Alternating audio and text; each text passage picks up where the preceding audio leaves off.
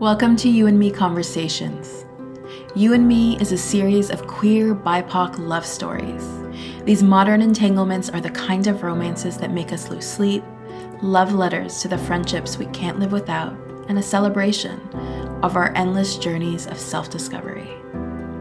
I wrote this book on a rooftop beneath the moonlight in conversation with my future self. Today, I'm in conversation with you and me. Today, I'm in conversation with Kenya Raymer. Kenya is a guide and death walker. She uses her unique combination of birthright abilities, spiritual gifts, and education to guide us through our journeys of ascension and transition. In this conversation, Kenya offers one of her services, the Four Realms reading, to tap into the energy of the book, You and Me, and see what conversations these stories are here to ignite in us. Enjoy this rich conversation. Welcome to the Four Realms reading for You and Me, your beautiful birth book, newly birthed book, You and Me. So when I do these readings, I sometimes hear music that pertains to the person, or in this case, the entity of You and Me. And so I wanted to share the song that I heard when I started to call in spirit and source around the energy of the book. And it's Justin Bieber's Too Much. And so I want to go ahead and play that so we can kind of set the tone for the vibe that has come through for the book. Okay?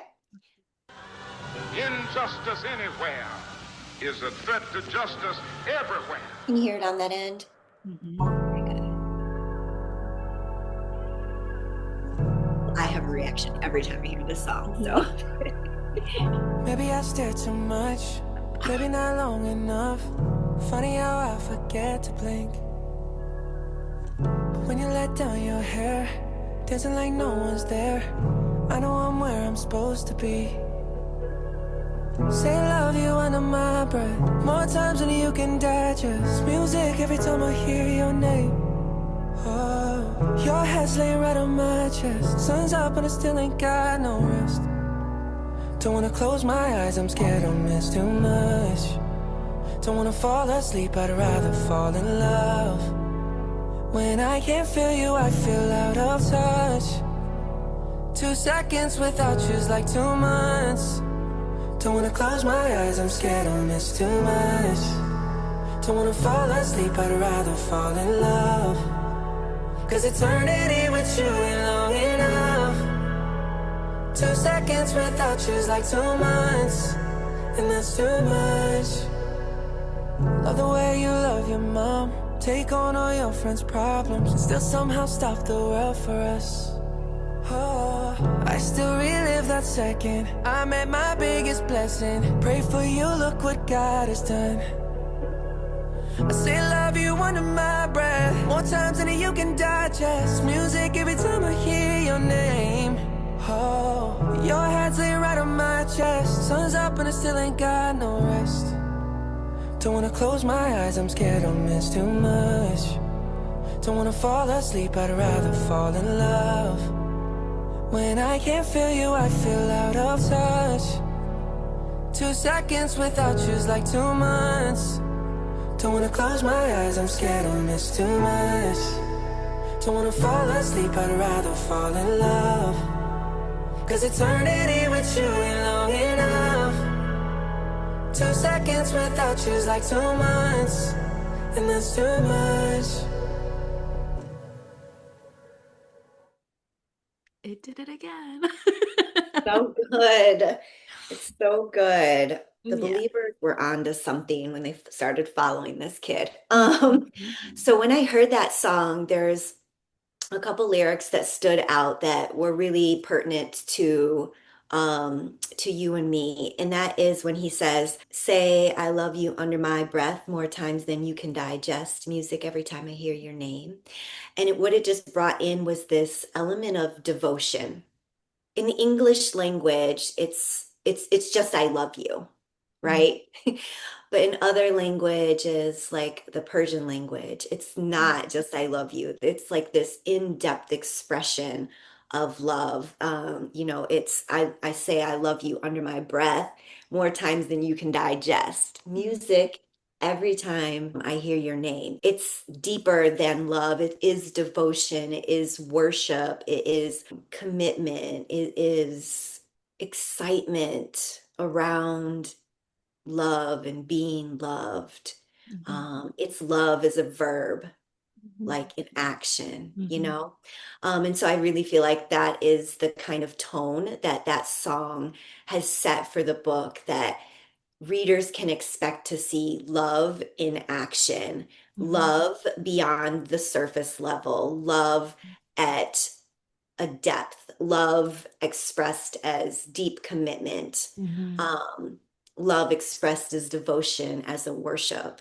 And Mhm. so I'm excited for myself and other people to get to experience that. Yeah, I love that. Like when I was like describing the book or trying to explain the stories, there's certain themes that kept coming up, and these are exactly there.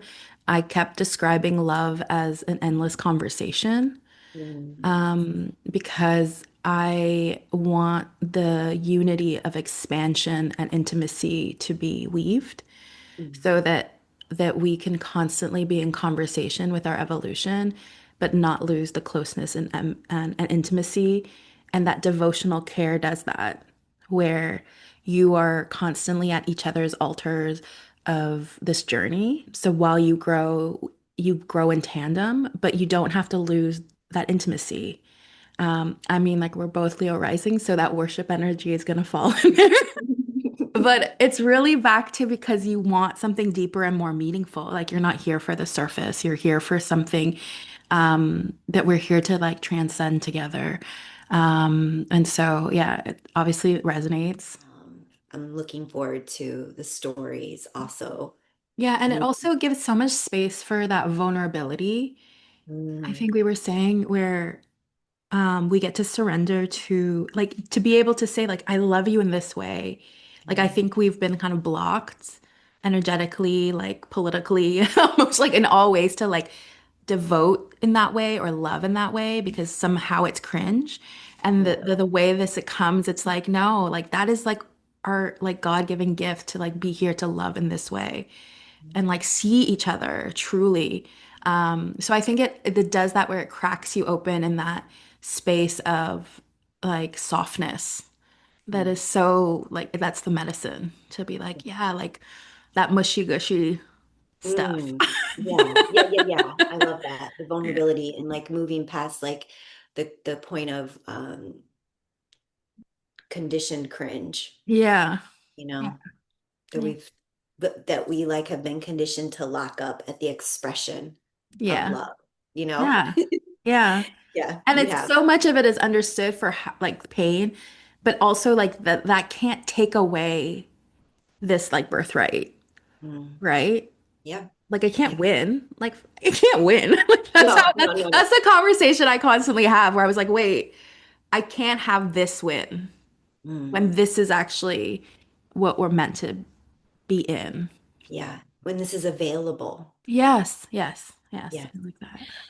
Okay, so before we get into the four realms of our Mhm. being, and I'll explain what those are in a second, um, I'll just bring up a couple points that I feel like are overarching for the book, before we get into like, the realms, the niche parts of it. Um, I think that the third couple or the third story or the dynamic from that couple is going to be a fan favorite, or it's going to be really transformative for the readers. And so I'm Mhm. looking forward to seeing what that is and seeing the reaction to that couple and to their story, and to um, what they bring that's different than what we're already experiencing in the collective as love. Mhm. So I feel like that is going to be an eye opener, a heart opener, their storyline, that third couple, that third chapter. So we'll have to circle back and see how Mhm. people feel about that. But I think the third one is going to be the most powerful. And then work is a driving theme, an overarching theme for the book, and not like work as in the realm of our jobs and careers, but work as it pertains to this healing journey that we're on. And we're like, you got to be in the work, start the work, do the work. I'm in the work, right? Um, and the message or the wisdom here for the readers is to not get lost in the work, because I feel like the readers that this entity, this book is going to call in are people who are deep in the works of dismantling false versions of self, dismantling um, pre-conditioned notions of what home, family, love, and work are, deep in the work of reparenting self. So I feel like the readers that this book is going to call in is a group of people that are deep in the work of healing and on this journey. And so the wisdom or the message to the readers is, don't get lost in this work. This group has the potential to lose themselves in the work and allow the work to become their identity. And so there's wisdom to keep your heart open to play, keep your heart open to love, to fun. Mm. Everything doesn't have to be so serious. Everything doesn't have to come back to the patterns that you're in the process of busting out of. Everything doesn't have to come back to the mother wound or the father wound.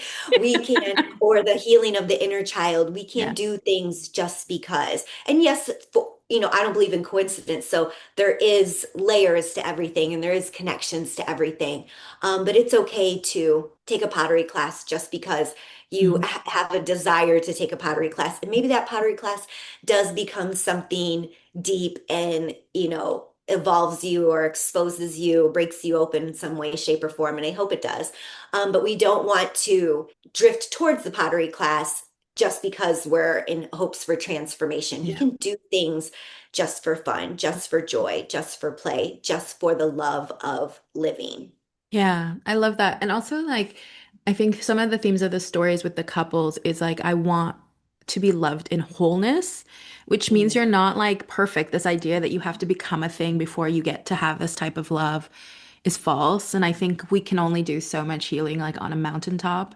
And so most of it, you have to come down to earth, feet on the ground, and like be in relation. Like we are yep. relational beings, and only certain dynamics will showcase the parts where light needs to go, where we need to be held. And I think that part of that conversation is like allowing you to like be like in progress constantly, like we are Mm, in progress and loved in progress. There's a line that's not in the book, but it's like how I described it to someone. I said, I think my work is learning how we love each other through and with and for the seasons. Like, and I think that that's my constant conversation in a romantic realm, even like not only with ourselves, but with each other. Like, are we able to love each other through seasons? And part of that means that it like looks different at different times. And it means that we're kind of here for the long game versus these like short sprints. Like, what yeah. does it look like to be there for the long game? Which means like you take breaks and you introduce different elements, like exactly like you said, like play. But also, those are like the places where your growth edges get to like expand, and not always associate that with endurance. You know, Mm, there's yeah. like levity and humor and There will love. be chapters where we're deeply in it, and there will be chapters when we're just existing Yeah, for the sake of existing. yeah, Yeah. And kind of, I feel like you said before, like a permission slip yeah, um to to to skip a day of being yeah. And to change being our minds. That's what I was saying. Like, I'm deep in like, the if you work. need one, here you go. Here's your permission Yeah. slip. Change your mind. Change your Yeah. outfit. Yeah. Change everything.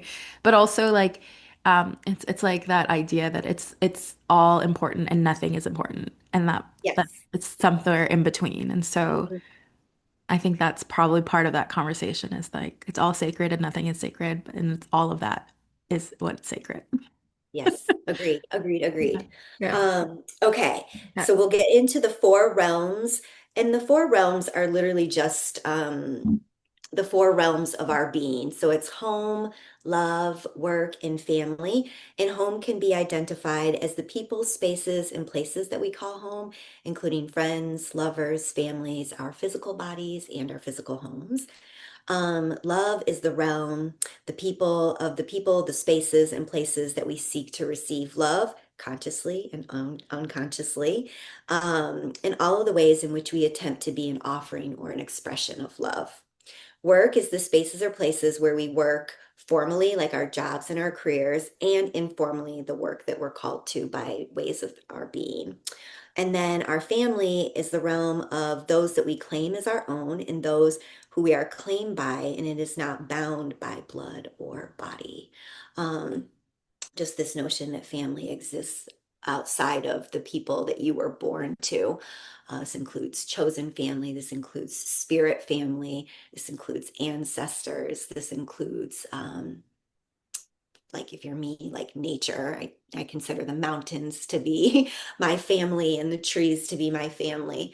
So it's not something, not a realm that is bound by the human constraints of blood or the body.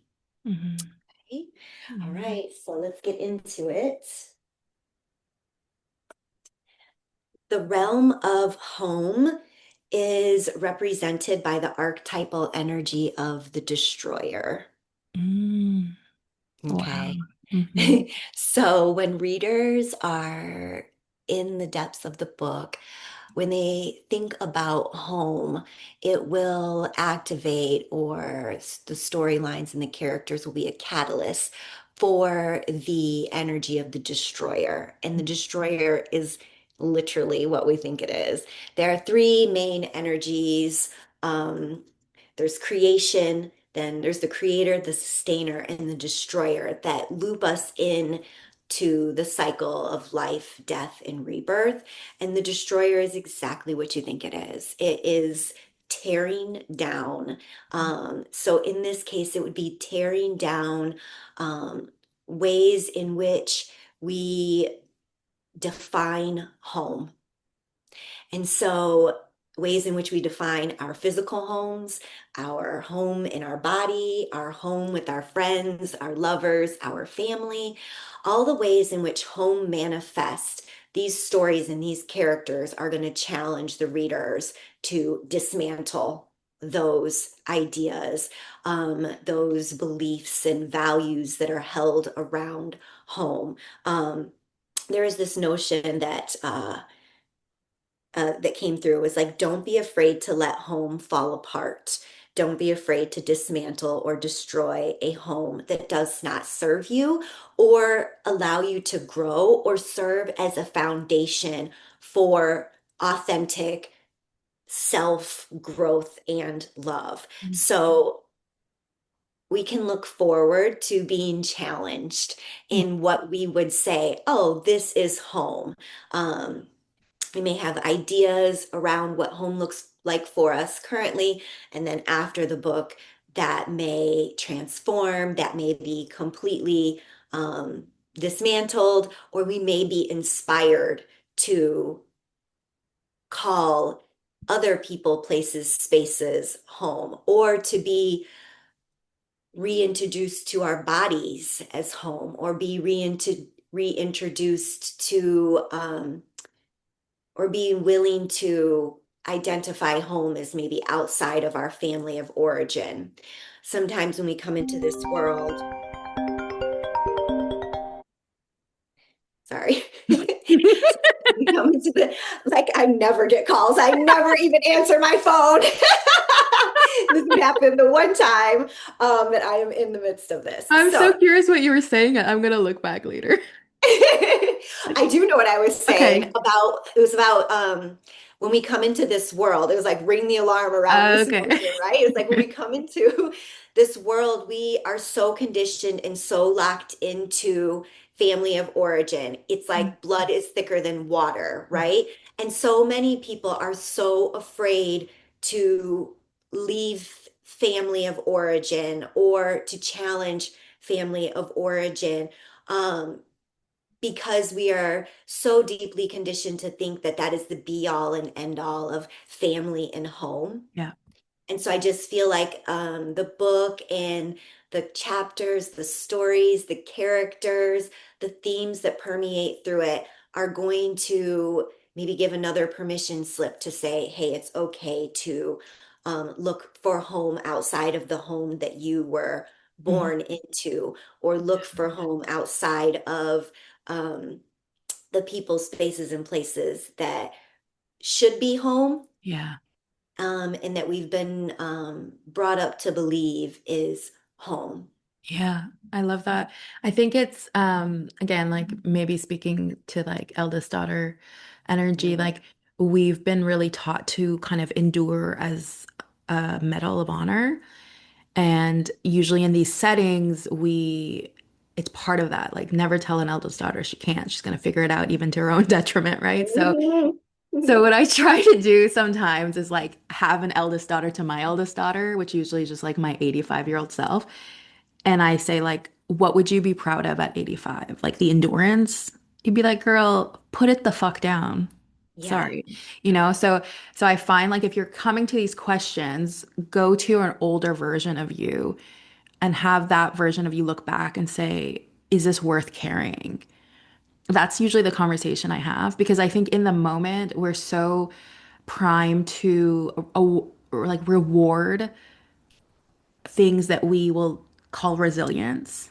But I think with perspective, we're like, this was never mine to carry. No, no, no. I remember growing up and always being called resilient, and then kind of, I'm an eldest daughter, so then I wore that like a badge of honor into Yes. adulthood. And then when I had my own daughter, I was like, oh my gosh, resiliency is just survival mode. It's It's like just, scar tissue. it's just kids trying to stay alive, trying to survive. And I was like, I don't want her to be resilient. I want her to be flexible. I want her to have the ability or the capacity to adapt. Yes. Um, but resiliency, I don't know. I don't know if I want that Yeah. for, those who come after me. But you're so right. We are really bound Yeah. to serve ways of being that are rooted in survival mode. Yes. Exactly. And rewarded for it. Like I was Yes. on that Yes. pedestal for my Yes. whole life Yes. of how strong I am. I was like, I don't, I want to be weak as fuck. Like not really, but you Right. know what I mean? Yes. Yes. Yes. Like Sue Sheila, which is both our friends, always tells me like, what would a middle kid do? What would a youngest do? So sometimes I'm like, what would the youngest do? Like I do that all the time. Like Oh in a my gosh. setting, she's like, what would you as a youngest do? And I was like, oh, I would just leave, especially Yeah. being my youngest who doesn't care ever. I look at him and I'm like, oh, you really don't care. Like Yeah. you're just rebellious and loud and like, and I was like, I learned so much by being completely triggered by my youngest because it was everything that I Mm. could never be. And I watched my eldest take on all of those characteristics of me. And yesterday, over the weekend, my eldest, I said something. I was like, lost my temper. I was frustrated. And he left the room and he came back and he's like, the way you did that was like not, it was not appropriate. And I was like, I just like cried of joy. I was like, I am so proud of you. And I was like, how did that feel in your body? He's like, I felt great. Last year or the year before, I wouldn't do that. I would like make myself small. And now I talk back to you. And I was like, I am so proud of you talking back for me. I like gave him a high five. I was like, Yeah. do that again. What that Yeah. feeling you have in your body right now, do not lose that. Because I was like, this is exactly where it gets patterned, Mhm. right? And I was Yeah. like, I was so proud of Follow him. it. Yeah, I was like, good job for like calling me out. Like, oh, thank God, especially because he has those eldest like traits so deep. It was such a moment where I was like, he like came out, he was so angry at me. And I was like, this is the greatest moment because that is And what I even want. this like model of what home is Yeah. would not have flown as a model of home for our parents Yeah. or generations before. Yeah. I always say in my like under my breath, I'm always like, this girl about my daughter. I'm like, she is lucky she got me as a mama. Okay. Because Literally. sis is out here pushing all of the Yeah. boundary, testing all of the strength. Yeah. And I want her to be able to do that Yes. because I don't want her going out into the world, rooted in survival mode. I want her rooted in her sovereignty, her power, her authenticity. And so even this is new ways of us birthing Yeah. home. I really feel like it's has started with our generation. Yeah. Yes, we had quirky aunts and quirky grandmothers who bucked the system, and I think in a lot of ways they paid for it. Hmm. Um, and so I feel like our generation, the millennials and the zennials, that bridge, the bridge in particular, um, is really birthing Yes. ideas and ways, new ways of home existing Yeah. for younger generations. I'll tell you a line before we go on is that whenever I get like really triggered by their behavior, especially my youngest, I go, "Oh, you must feel real safe here." Yes, yes. Right? This is Like I was a like, safe space for "Oh, you them. must feel so safe for throwing that Lego at me." Yes, You know, exactly. I'm you're gonna go real over safe. here so you Yeah. stay safe. Yeah, you stay safe because you feel real safe. Yes, yes, To be yes, able to do yes. that in this home, you are That is a safe. good way. That's That's a my good word. way to look at it, a good way Yeah. for to hold the perspective of new homes and what is safe now, which was not safe then. Yeah. Okay. Okay. So for the second realm, this is the realm of love. And this card is super fitting. It is the energy of the kiss. Mm. So we have the crescent moon here. There's hands holding in the darkness.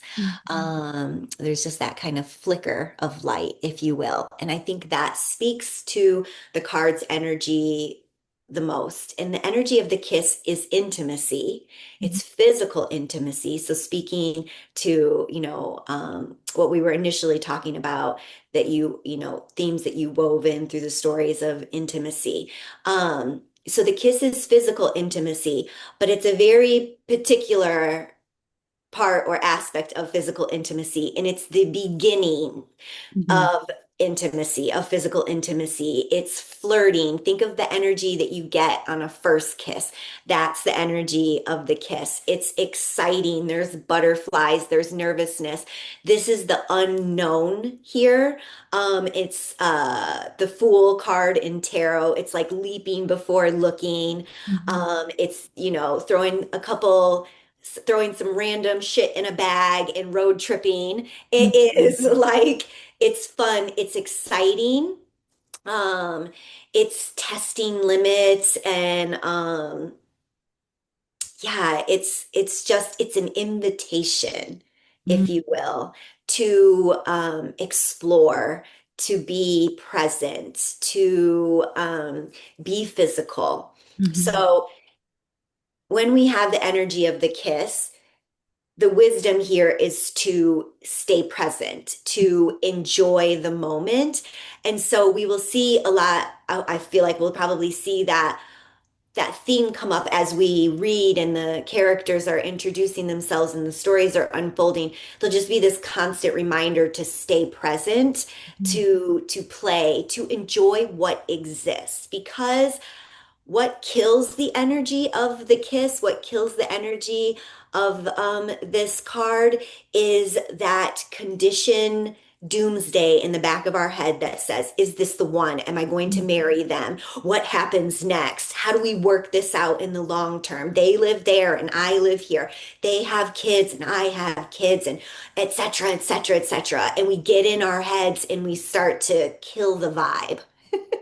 Yeah. And we kill what's before us. We Yes. kill the excitement, the fun, the nervousness, and we miss the whole moment Mhm. because Yeah. we get so serious so fast. We lock in so fast. We're conditioned to think long term. Is Mhm. this potential for life rather than this is a moment that I should be present for and I Mhm. should be enjoying. And so when it comes to the realm of love, I think what readers can expect is challenging us to not Bible or marry every single moment with partners, but to just stay present and to enjoy and to Mm.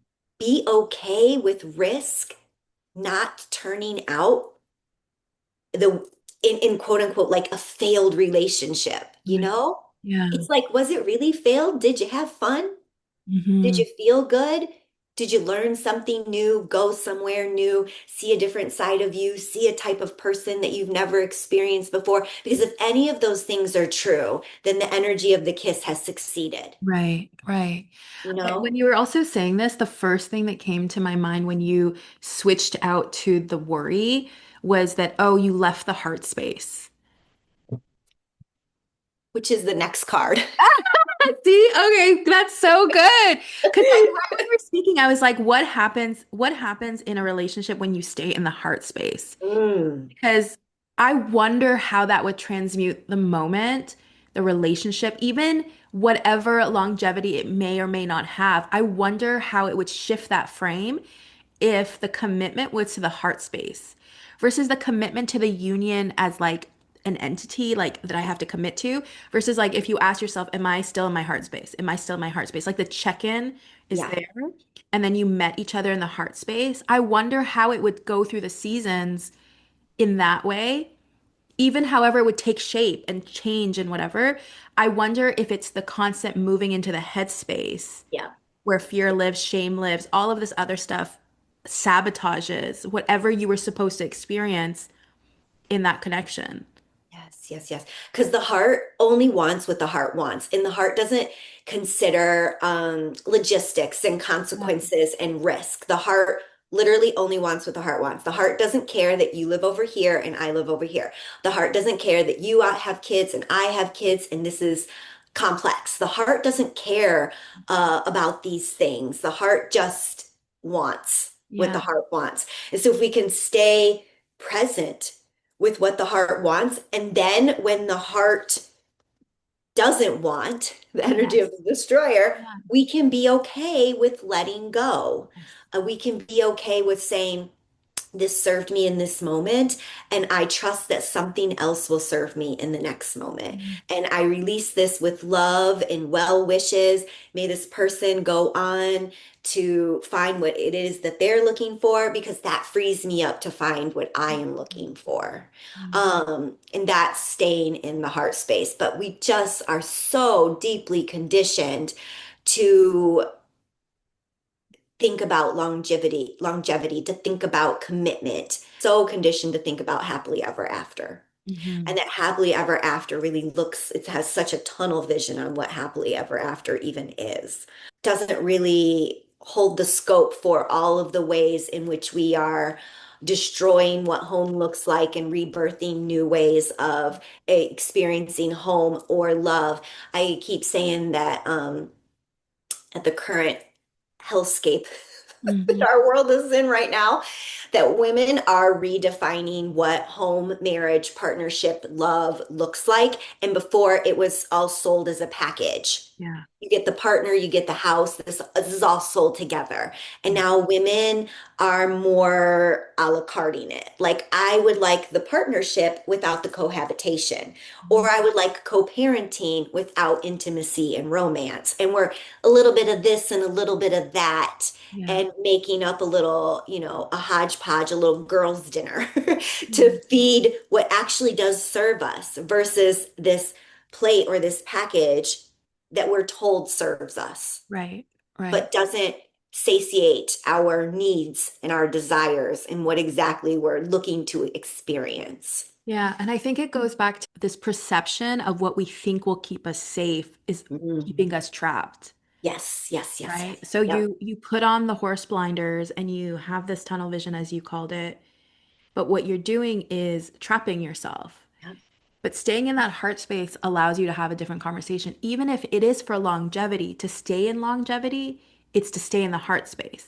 Mm. Even if you have that opportunity Yeah. and you are going to be the two that dies hand in hand, notebook styles, part of that conversation is because you stayed in the heart space. Mhm. I really believe, I think that the more you go here and you put all these like set conditions on the relationship, you are going to sabotage it. I Yeah. just have seen it so many times that I think the part of the deconstruction of this is like, what does it look like to stay in your heart space?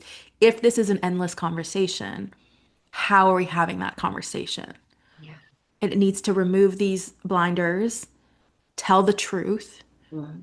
even when the truth is messy, you know? Yes, yeah. Oh, that was a note that I had down for this one, that love can be messy, let love be messy. Yeah. So I love how Messy. that was Messy brought is back. definitely I deeply believe in like a messy truth. I always say like I rather a messy truth than a pretty lie.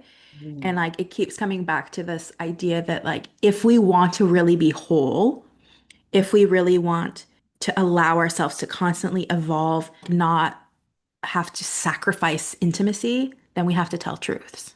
Yes. We have to tell truths, even if they're messy, even if they're still figuring it themselves out, even if we don't know. I think that return to the heart space will give us answers that our head has been trying to avoid. Yeah. Or can't make sense out of Yeah. because the head is limited. Yeah. Yeah. Yeah. Okay. I love that it led right into the third realm. So the third realm is the realm of work. And for purposes of this realm in work, we can include jobs and careers in this, but I think given the heads up about this group of people who are the readers, getting caught up in the work, the healing journey, I think that this message speaks louder to the informal work that we do, Mhm. versus the formal work that we do. But if it resonates for you for formal work, then take that and run with it as well. So for the realm of work, we have the heart. Mhm. And so we see here the heart is shrouded. Right, it's covered. We have to like go really, really, really deep within to see the couple there rowing in the depths of the water. So water is emotions. So we really have to like dig past all of the things that contain our heart or block our heart, right? To get to the actual authentic heart space, to get to the emotions, to get to that place where we can be vulnerable and we can be intimate and we could lead from our authentic self, right? So the heart space in terms of the work, the wisdom here is to stay in the work as it resonates, stay in the healing journey, in the work of dismantling and unraveling and unfolding and reparenting, all the things we talked about in the beginning. Stay in the work as it resonates and as it comes to you. I think we get in the headspace and we're like, I gotta, do all this mother wound work and I gotta do all of this and you like you start doing it and then you get really burnt out because it's not led from the heart space. It's led from a space of obligation, from a space of duty, from a space that I gotta get this done. And it's like balls to the walls rather than letting the work come to you. You meet it as it comes to you and then you unravel it in real time. I just think we are like, I'm gonna get a good therapist and I'm gonna lock in on this mother wound. And then you go tits deep and like you've been in it for 6 months, a year, and you're like done. You're Mhm. exhausted. You don't even know which way is up anymore in terms of like relationships and your mother and the wound itself. Um, because you went too far, too fast. Yeah. So there is this wisdom to stay present with the work as it shows itself to you. And the work will do that. Like we're divinely and contractually bound to Mhm. unravel that way. As someone meets us and we develop a relationship, that relationship will uncover X, Y, and Z. And that's when we meet X, Y, and Z. If we go looking for X, Y, and Z before X, Y, and Z is ready to find us and be unraveled, we're creating more misalignment and more chaos for ourselves. Yeah, I love this. There's a reason certain things come up when they're meant to. It's Mhm. when your body feels safe, Yes, yes, yes. right? So in spaces of safety, these things will come up and you were then meant to meet them there. Yeah. And I think that pushing through that is again back to this idea that we're creating this scar tissue and this resilience, and we're actually missing the point. Like part of healing work is the self-compassion piece. Mhm. So that heart energy is not only like having that conversation with heart, but it's also giving that love back to yourself. And like, what does self-compassion look like in the work? Yeah. Yeah. Also knowing that and trusting that it's divinely timed how it unfolds. You need to meet this person and unfold A, B, and C before you can really tackle X, Y, and Z. You will get wisdom, awareness, and skills over here that are needed over here. You will call power back from this situation that inspires you or catalyzes you to call your power back from all situations that mirror this situation. And so, as you leave this A, B, and C situation, this relationship here, you are more rooted or grounded in self. You have more of your essence in you. You are more honest with yourself. You're more authentic. You're more capable. And so you are able to stay in your body over here. You're able to use your words or speak your truth over here. If you get ahead of yourself, you will find yourself, it's like if you don't properly learn to swim and someone just throws you out there, you're just flailing and you're not relying on skills learned, you're not relying on wisdom acquired. So you're flailing. And so it's when you're flailing, then you're going to be in, it's going to kick you right into survival mode. And so you're going to be making decisions, you're going to be seeing things, experiencing things from survival mode from the point of the wound. And so it won't be authentic and it won't get you to where you want to be going. Yeah, I Yeah. love that. And I think it's important if this is the realm of work. I think one of the things the stories do, which people have noted who've read it so far, like the previews before it's out, was that like work is reimagined. So all of their careers, actually, 100% of everyone's career, is deeply meaningful, aligned work. Mm. So you'll see that come up. I put a lot of work in their careers on purpose because part of this conversation was like a reimagining of what a livable future is. And for part of me was like, what do careers look like in this world? So, the app that one of them is developing is like for financial literacy in underserved communities. Like they're all playing with these ideas of what does it look like for us to care for each other and create for each other in meaningful ways. We have this notion that these are all the things that we are against, which there are a lot. And again, like we said, we're living in a dumpster fire. So that is where our attention goes. But my conversation is not to deny that. That's 100% true and valid. But I'm really interested in what are we planting in its place? Like my so what now what in the sense of what are the gardens? Where are the seeds going? And so part of me was looking at careers and kind of ways in which we decide to navigate living that create the realities we want, Yeah. that do the things that these are the things we're against, these are the things we are for.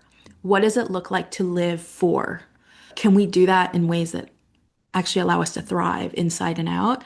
It also makes me think about what we were just talking about around safety, choosing jobs from the headspace or conditioned spaces of this is what I should be, this is what I should do, rooted on family of origins, beliefs, and values around this is what's safe. It's safe to be a doctor. It's safe to be a lawyer. It's safe to be a government employee because of salary, because of job security, all of these things, right?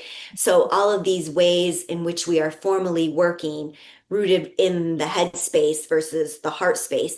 And this goes back to like when we're seven and, people ask 7-year-olds, what do you want to be when you grow up? And they have all of these big ideas and the conditioning begins right there. It's like, well, teachers don't make very much money, da, da, da, and like it Yeah. begins right there.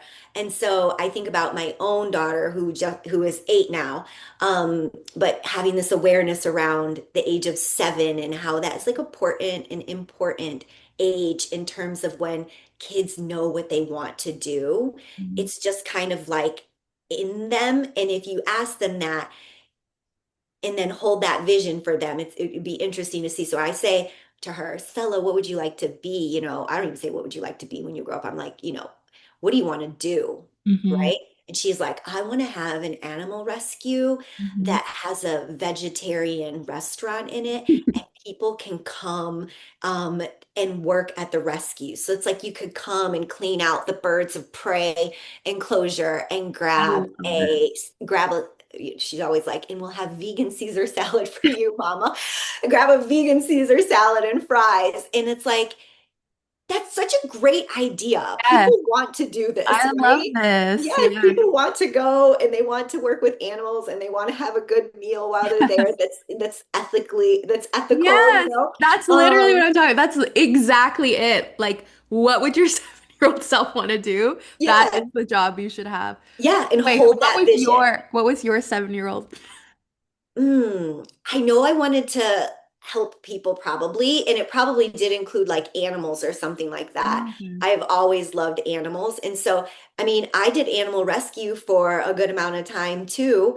Okay. And I remember when I went to college, I wanted to be a social worker, and Mhm. I was persuaded out of that because social workers didn't get paid very much. And then I went to school, which I went thousands of miles away from home to go to school. Yeah. And I was like, nobody is watching me here. And I changed my major to social work. Yeah, that's amazing. And then I got into like my practicum and was like, this is so overwhelming. Mhm. This profession is going to swallow me Yeah. whole. And I backed out of it, Homer Simpson into the bushes style. And Mhm. I continued um, operating from the heart space, and I pursued dance. And Mhm. then I pursued dance until I felt like it was no longer aligned. And now I am in the work of what I would call social work. It's loose, Mhm. it's an informal social work. I'm in the work of empowering people to Mhm. be their authentic and sovereign selves. I would say social work is empowering people to um, live the lives that they want to live, resourced or sourced by self, helping people find resources to be empowered. And so I would say that I'm in the work of social work, but even speaking to not getting ahead of yourself or being in the headspace, um, in leading from the heart space, I'm glad it unraveled the way that it did because I needed the skills and everything that led me to this work so that this work actually didn't swallow me whole. Yeah. Yeah. I needed the life experience. I needed the relationships. I need the skills acquired, the wisdom acquired. I needed all of that resourcing and experience so that I can sit now in one-on-ones with people or in groups and hold space effectively, and that I can offer wisdom objectively. And Yeah. so I needed all of that. And if I had got ahead of myself and stayed in the head and was like, this is what I need to do, I need to work from the head space and not the heart space, I feel like I probably would have been swallowed up like a lot of therapists and social workers are, deeply burnt out, because a Yeah. lot of people are operating from the I was headspace. like, yeah, once it was undergrad and my master's, I was suddenly, human rights, I did most of my work in social justice. It was like there was another calling, and none of that is dismissed here. Mm-mm. I think exactly right. I write the stories in the way I write because Of the that's 20 years experiences. of Yeah. work. Yeah. Um, I think that, Sush is like, I can always tell you're like coaching your characters. She's like, you're always in their relationships, coaching them to communicate better. And I was like, it shows up in that way. But I think that that like 7-year-old self is the version of me that wrote this book, actually. That Yep. all of that was heart space energy. Because if I let my brain come in, I'd be like, girl, you don't have a writing degree. Yes, right. You don't You've have never the, written before. yep. You don't know where a comma goes. Like you speak 4 languages and English is still terrible. Like I just Yeah, you would have talked yourself out of I would it. have talked it out. I would have, like, I literally think part of this adventure was I was leaned into my ignorance and trusted my heart space. Yeah. That heart space is that fool energy in the tarot. Cool. It's the Yeah. I was like, stepping off the mountain with a smile on your face, like, who knows what's about to happen next? yeah. That's exactly what it is, just leading by that thread that's tugging you from the heart, Yeah. that's literally that heart space feeling. So yeah, I feel like readers will be encouraged to return to the heart space or think about what that return might look like. Mhm. If they can't feel like they can access it just yet, what would that return look like? And they can start to dream more. And if you think of that social change chart where everyone has a role, Mm, whether they're a disruptor or, I, visionary, yeah. exactly. And I was just working through that with someone, and I thought it's not that like which one are you? It's that you have seasons Yes, and they absolutely. inform each other. So that first Mhm. responder energy might have been there in your 20s, but like Yes. in your 40s, you're in visionary mode. And that's exactly how it should collect as Mm. we all contribute to this system of community care. You're not this one thing and that's what you are for life. Like part of the evolution of how we care for community and intergenerationally too, as we step into, that kind of conversation, is that these are seasons of our lives. Yeah. And we learn skills and resources from each of them so they can inform us better at another time. And if you get out of the heart space, you'll bypass Yes. those seasons. Yeah. Okay, so for the last realm, the fourth realm is the realm of family, and it comes to us in the vision card, which is really special card in the deck. There's a lot going on in this card, okay? Lots of symbolism. We have the owls for wisdom, we have the trees for lineage, ancestors, we have the ripples down here. This is like the work, this is legacy, this is like the work that outlives us, the love that outlives us, right? We have the hands holding here, and they're holding the vision. That's the hands holding the support. So this work of holding the vision is done, as you would say, in tandem, Mhm. in collective, in relation, Right. right? Mhm. Yeah. And then there's the flame is in the middle. We have the Mhm. mountain here. The idea of the mountain is that it's holding the journey within it, Mhm. right? The mountain is the journey to go within. We think the mountain journey is traversing up for the view, but when you get to the top, you're like, yeah, the view is beautiful, but what I really like will take from this trip is everything I learned and who I became and those kinds of things. Mhm. There's lots of color here. Um, just bringing in the notion of what I think the essence of this card is creation energy. Mhm. And so when it comes to family, I think that what the book will bring up for readers or challenge us as readers or catalyze within us as readers is how we hold the vision of what family looks like. And so we kind of talked about that even in the realm of home with the energy of the destroyer. It's even more emphasized, it's even Mhm. more layered in that we are being challenged to think bigger, to create with broader strokes, to create something maybe that our 7-year-old self dreamed of, thought of, Mhm. envisioned, imagined, got excited about, versus these contained ways in which we think family can exist. Family can exists in so many ways outside of family of origin. It can be our chosen family. It can be the land that we're called to. It could be the animals that journey with us. And I feel like this card is speaking to that deeply in the sense that create with broad strokes, color outside of the box. Mhm. Think of something new and then hold that vision because it will be challenged by society, by people who love you and you swore wanted the best for you. Mhm. It will be challenged. Your work is to hold the line, is to hold the vision, is to find the people that you clasp hands with, both on the top and the bottom. Mhm. Um, Find the people who will hold that vision with you, who will protect that vision with you, who will work towards that vision with you. That is family. Mhm. That is what's to be nurtured and protected and worked towards. Yeah, Yeah. I love that.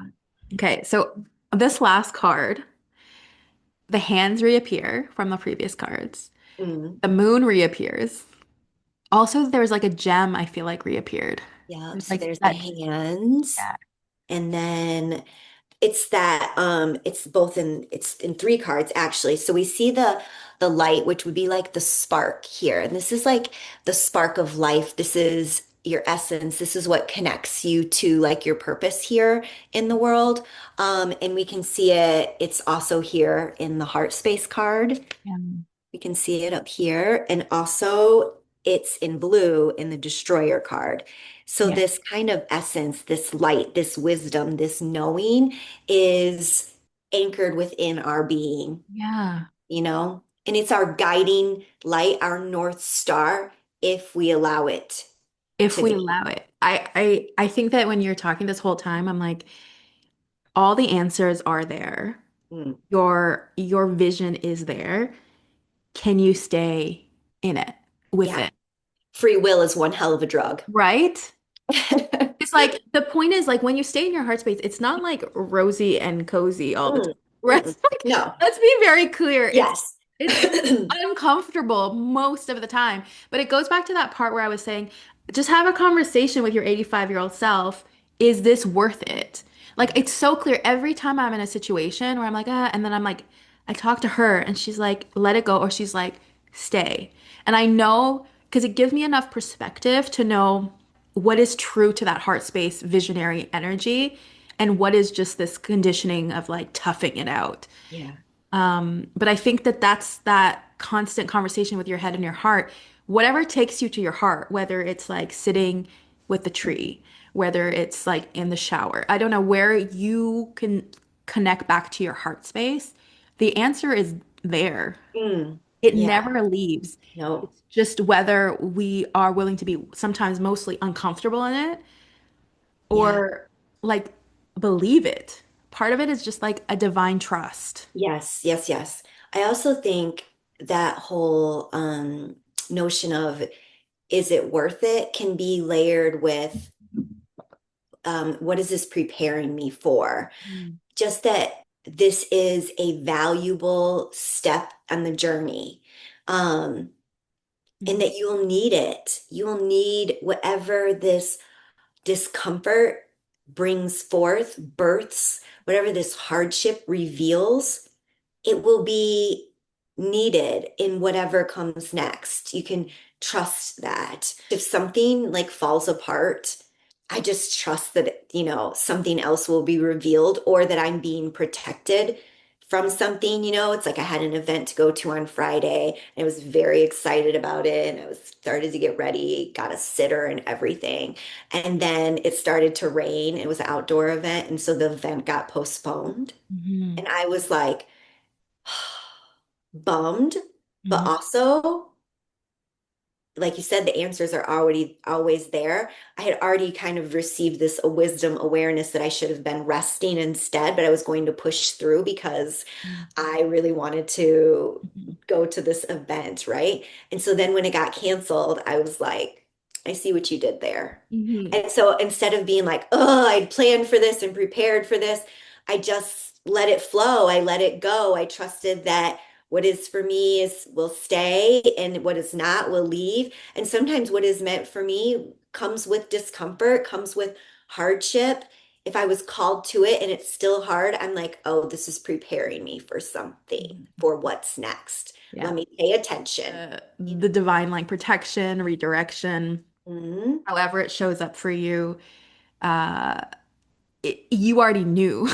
Yeah, you did. You're just You out here already knew. testing. Yeah, I just Testing the waters. stubborn as hell Mhm. until, and then I usually get a very loud, like, Yes, yes, um, yes. That light is always there, that guiding light, that divine wisdom, that divine knowing. It's always there, even if it Sometimes it elicits fear or anxiety because you're being called to something which you Yeah. feel is too big or too large for you to accomplish. Even then, it's there though, you know? Yeah. Partnership can evolve, but also the ways in which we see and perceive home can evolve. And the same thing with family can evolve. If you stay in the heart space and you're in it with other people who are committed to the heart space as Yeah. well, um, you can evolve together. You can create something Yeah. wild and free And and true. true. Oh, we said Yes, and true. untrue, untrue. We literally like came out True. wild and free and true. Wild, free, and true. And so it is. And so it is.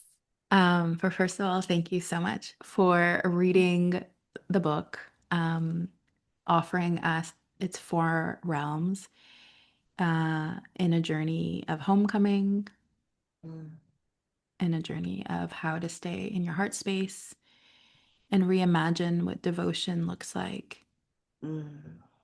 with ourselves and with each other. I am so deeply grateful. This journey of mine, as I indicated, started 5 years ago on my precipice of 40. And part of that journey was working together, me and you. And I do not for 1 second, I like believe wholeheartedly that that was part of me being here. So I am always in deep gratitude and respect and honor that call, that portal that I got to walk through. Um, with your guidance. So I am so glad to be here 5 years later and call you friend, because I know what a pivotal moment that was for me. And so, to the watchers, the listeners, the viewers, I hope you find ways to connect to yourself. And I, without hesitation, recommend working with Kenya to be part of your journey, Thank to lead you to the places inside yourself that are calling you with their heart, you. and hoping and betting on your return to Yes. self. Always, always returning home. Thank you for trusting me then, and thank you for trusting me now with your baby. That's the biggest honor when someone trusts you with their baby. So, thank you so much for trusting me then as we both leapt deeply into the unknown on the precipice of Mhm. 40. And then thank you for trusting me now as you share your youngest with the world and allowing me to tap into the energy of this beautiful creation. And I think about when you were 7 and you wanted to be a designer, and really that's just that you want to create something beautiful. You want Yeah, to create beautiful things. And so we can say that, being a writer or you creating this book is also in that vein of designer, yeah, in creating something beautiful for the world. And so you're on it. You're on the path. You're on the aligned journey from 7 to now. And I'm thank you. really proud of you, and I'm proud to know you and to be in this work with you. I so appreciate it. Thank you.